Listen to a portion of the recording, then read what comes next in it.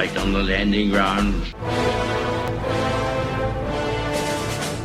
Thank you for joining me. This is A Radio and the Morning Minute. What I want to talk about is something that only one politician has talked about, as far as I can see. Just one, and that's Brad Wall of Saskatchewan.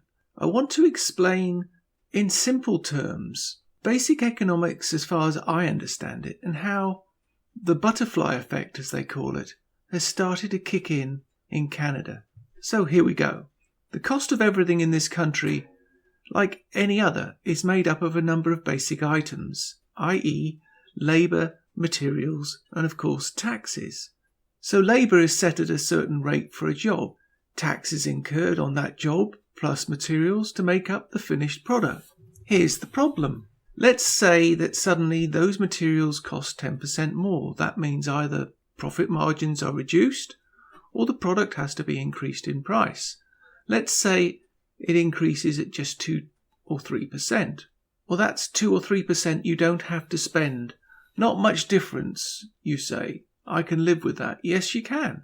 But what if, for example, overnight, the cost of all goods and services went up by 10% and then another 10%? This is just one person. So just imagine, so you stop going to a restaurant so much.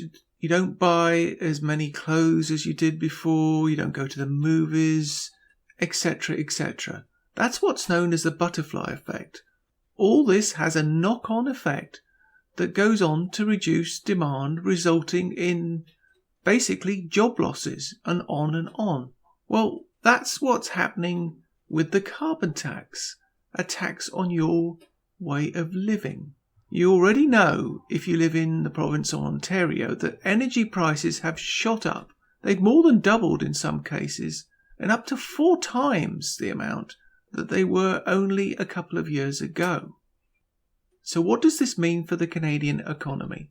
Let's take a simple example. Not typical, it does well to explain simple economics. Let's say you work in a gas station and the price is around 90 cents a litre. And let's say the price goes up a few cents. No big deal. Okay, figure a month. Let's say it costs $40 to fill up. Very conservative, that's 44 litres. Now, a few cents cost increase. Now it goes up to $44 to fill up your tank rather than $40. Okay, so you say 1 or 2 cups of coffee. But it doesn't end there. So now you're the customer who has to pay $4 or more to fill up. And guess what?